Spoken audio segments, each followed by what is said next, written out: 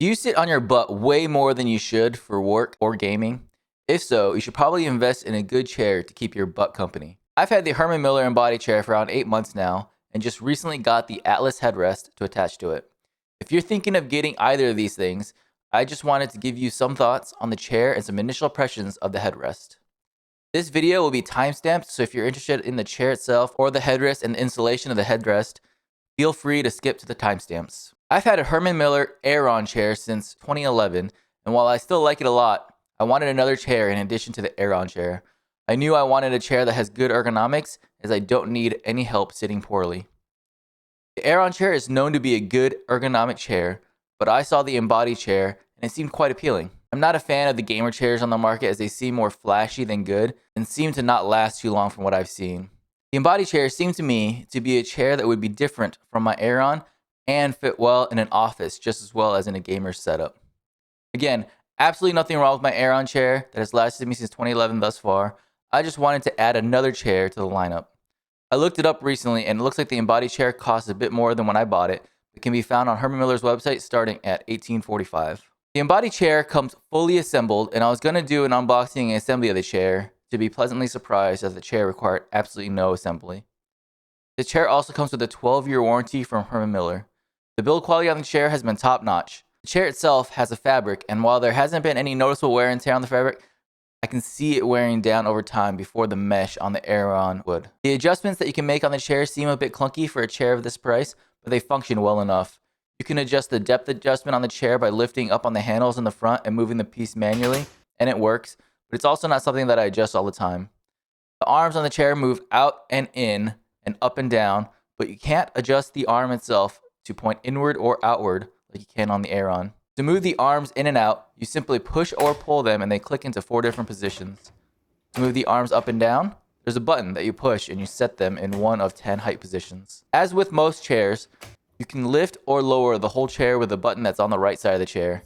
You can let the chair tilt back or stop the tilt using a lever on the left side of the chair.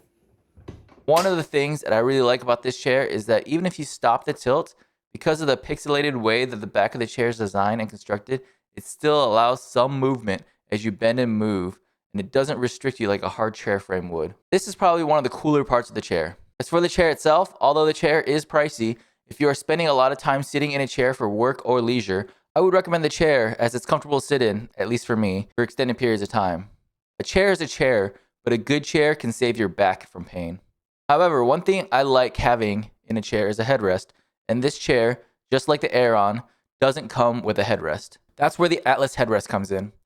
This headrest is not made by Herman Miller, but is designed to fit perfectly into the Embody chair. The headrest came in a single box in 2 separate parts, and also included a protective film as well as the hex key that you'll need for installation.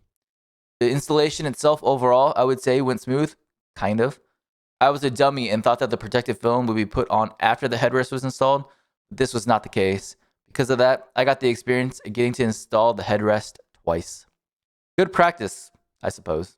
The headrest was $189.95 and came with free shipping, and I'll provide a link down below to Atlas's website where I got the headrest. As I mentioned, the headrest is designed specifically for this chair and comes in a bunch of colors and fabrics to match the Embody chair. I got the one that matches my chair, and I think they did a very good job matching the color and fabric of the chair so it feels and looks like it was meant to be there the whole time. The instructions that came with the chair are pretty simple, but even so, I ended up messing up which screw I needed to take out, but it was all simple to fix.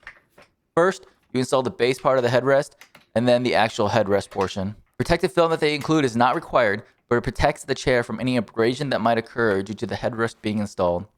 It gets completely covered by the installation of the headrest, so you don't have to worry about it being there. As for the actual first impressions of the headrest, I like it. You can move it forward and back, which will change at what point your head touches the headrest.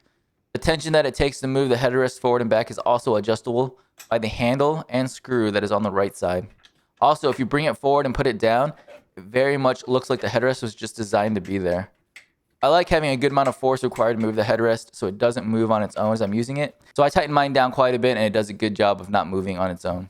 The headrest costs a lot, but I plan on keeping this chair alongside the Aeron chair for many years or until the chair breaks.